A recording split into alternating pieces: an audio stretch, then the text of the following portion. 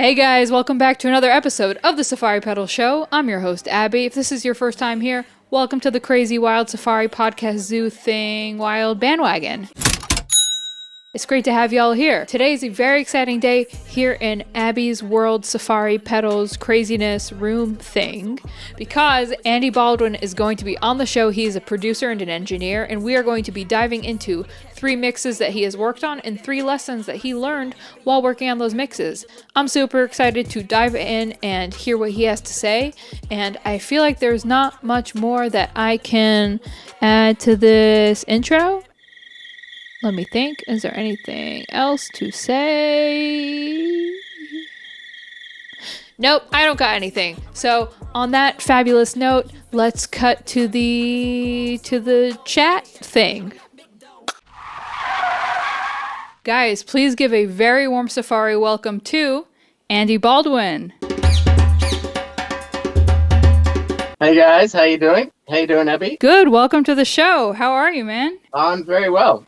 Excited to be on the podcast. Before we dive into today's episode and get to all of the good stuff, let's start with who you are, what you do, and we'll take it from there. Well, I'm a producer and engineer. Like I sort of came through a pretty big studio in Australia. I'm from Melbourne, Australia. Yeah, I started off as a musician. When I was really little, I played piano and played violin, and I still play a lot of violin. I do a lot of string arrangements for songs I'm working on and for other people. Yeah, and then I just got into, like a little bit later maybe than most, but I started listening to the radio and to rock and roll, and Purple Rain got released, and I just went super deep in Purple Rain, and right there just thought, I want to be in the studio where this is being made. After I did a music college degree, and then got a job at this studio called Metropolis in Melbourne, a massive studio, like 2 SSL rooms, 2 Harrison rooms. The big SSL room could house a 90-piece orchestra. They had these big doors that could swing around and change the shape. They had the panels that could flip from carpet to wood. It was just so beautiful. It was an amazing sounding room. And then the SSL mix room was all in this kind of stone bunker kind of feel. Yeah, really amazing studio. So I kind of started off at the very bottom getting people lunch, moved into being an assistant, eventually a house engineer.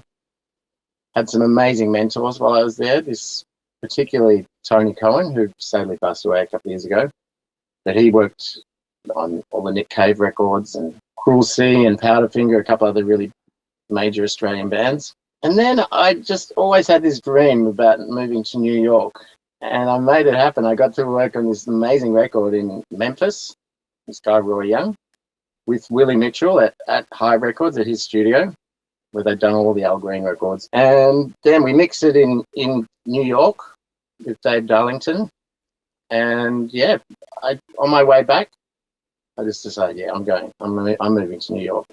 So I made it happen, and I moved there in 2007. Eventually, I had a few different studios, but eventually found this amazing loft in Williamsburg where the DAP Kings were on the same floor. So I was doing some mixes for Homer, and then I brought in St. Lucia and Hearts, two local bands. So we were all on the same floor, and we were all just sharing each other's stuff. And I had the big drum room, so I did all the drum recordings, and yeah, it was a really exciting time. And yeah, about 2018, I came over and moved to LA, and I had a studio at my house for a long time. And now just in the last 5 months, I've moved to a studio in Silver Lake. I've got my own band project called Dark Bardo, Bardo, and that's with my friend Philip Mitrovic, and he and I share this new studio space. There's this room, which is my stereo kind of traditional mix room, and then his room is set up with Atmos. So I've been doing a bunch of Atmos mixes, and yeah, it's super cool. Doing some great new artists, he does film work too, so I've been mixing quite a lot of his film scores. We recently recorded a 40-piece orchestra in Macedonia. Wow. Well, we had it done remotely.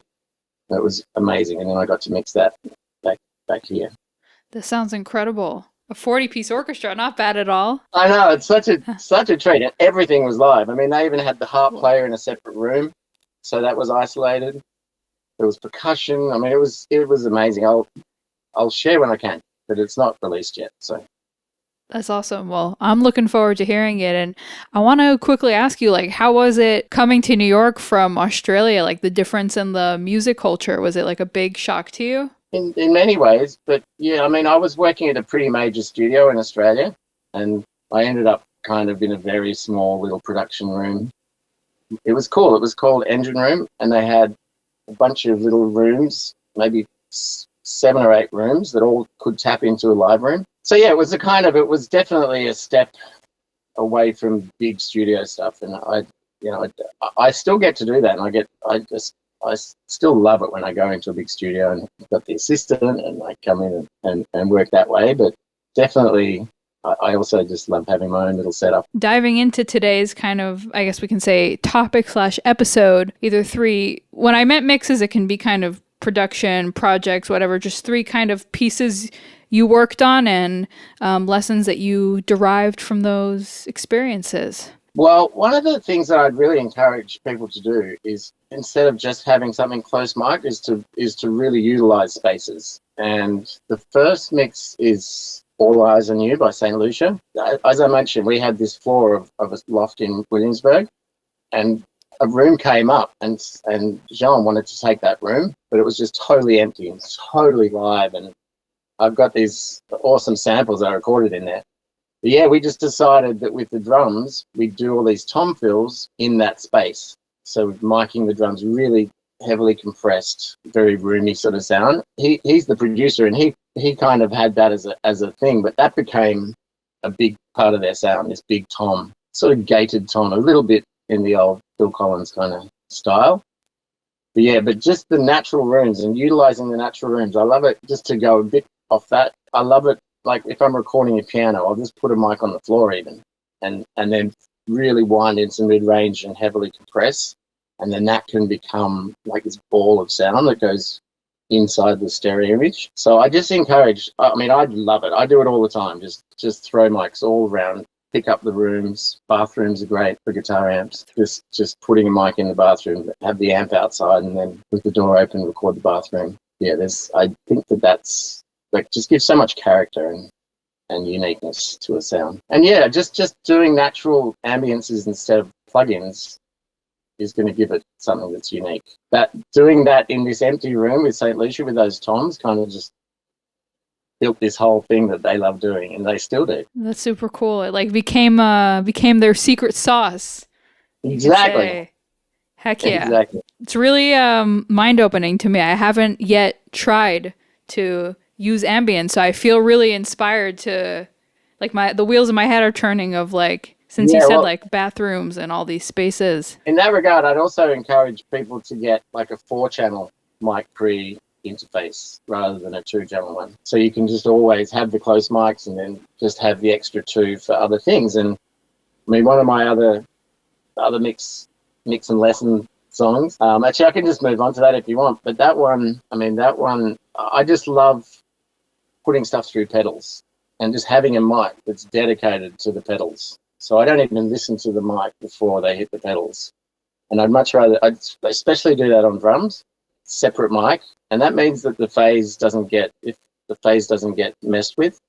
If you just use the same mic that's on the snare and put that into the pedals, there'll always be this kind of phase weirdness if it's a separate mic. And I'd usually just put it kind of pointing at the snare just in front of the kick, so very close, and it kind of picks up the kick and snare equally. And then that just goes to the pedals, which I've got this little pedal board right here. Oh, that's lovely. And yeah, that's a huge thing. The other day we did some drums, and the only mic that got used is the pedal mic. That's got this sort of lo-fi thing. Doesn't need anything else. I love single mic drums too. And the song that I was going to reference is my band Dark Bardo, a song called Avalon, and the first synth part is the Juno, and that's just going through these pedals through an amp. So I love putting synths through amps and pedals. That is wild. Like, where did you get like the initial idea or inspiration to start like running I guess you can say unconventional things through pedals, or was it something that like was always done like as you came up? Chad Blake always talked about putting things through a Sands amp, so I was onto that that was in the 90s even that he was talking about doing that. So I've probably been experimenting in some way since then. I just want to create something that's got a real character, and you just can't get that in the box, I don't think. Like the spontaneity, if that's the right word. Yeah, and also just setting it up so that the drummer's hearing it as they're playing. And that's another really important thing, is to have the headphones really dialed in for when people are performing and recording, so that they're actually playing into the sound, and it'll affect the way that they might play the hi-hat, or it really affects the way that people play. So the other day I just fed that pedal sound to the drummer, and that's what they were playing into. That's awesome. And that's a big one, like what you just said. Like, I just want to reemphasize, like you said, feeding the sound into their headphones or however they're listening so they can really like affect the way that they play. Like, that's also something I haven't thought of really. So that's like a big note, guys, for that one. A big one. I remember we did this vocal once and sent the vocals through a Leslie speaker, and it just suddenly made the singer just be much more whispery, and it was this whisper kind of thing with this spinning around. And I mean, they would never have sung the song that way unless they were hearing it in that way. And also, if you have a cool kind of sound to play into, you're just going to be loving it, and then feeling great when you're playing. That's probably the most important production thing of all. Capture the spirit of the actual performance. Maybe takes me to the third one. I think it's really important and it really does. I mean, it's pretty much what we just talked about. Setting up the headphones and having everyone play into that, especially when it's a live thing. I just remember the third song is called Snowflakes by Felix Rebel. Yeah, pretty much the sound that we recorded is this, except for all the overdubs, is the sound of the song. I didn't mix it. I tried to mix it, and I kept thinking, oh no, I'm losing some of the magic. It was just there. So exactly as it was recorded is the way it's mixed. I know Daniel Lanois does a lot of that, where he just mixes straight away and pretty much doesn't change the sound that they were playing into. And there's something really magical about just respecting that. I'm also going to note, guys, that all of the tracks that were mentioned, I'll link below in the description so you can find them, have a listen, and be able to reference what's being spoken about as we go. We can do song breaks. I'll insert kind of between mixes, like a 10-minute go listen. Yes, there you go. To sum up the whole topic of the mixes and what you spoke about, I always love to ask our guests to either drop a piece of advice or anything they want to say to the amazing Studio Animal viewers watching. So is there anything that you'd like to drop to the people? The thing that I would probably encourage the most is just to be really macro with certain things. Just turn things full. Put the mic way back. Like just be really wild in Safari Pedals parlance. Yes. So yeah, just be creative and just go for it, and don't just twist it a little bit and watch a YouTube clip where you're seeing how somebody else is doing it. Forget about how somebody else does it. Just dig in and dive in and really, just have no guardrails and just go for it. I really think that's kind of, and then you'll stumble across something, and if it makes you go, oh, it's amazing, then just really respect that and just make that the basis of where you take it from there. Because that's what happens to me. I just want to get myself excited. That's the joy of what we do. So yeah, just don't be too safe. I love that. That's a great piece of advice. Guys, be Safari-like. You heard it here first. I really appreciate you sharing this information and insights. I learned a lot, and now I have a whole new set of ideas to try out. So I'm really excited. Yeah. Thank you.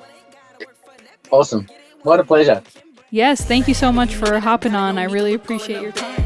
Stunting like this 'cause I work so hard. I'm the best. I only speak facts.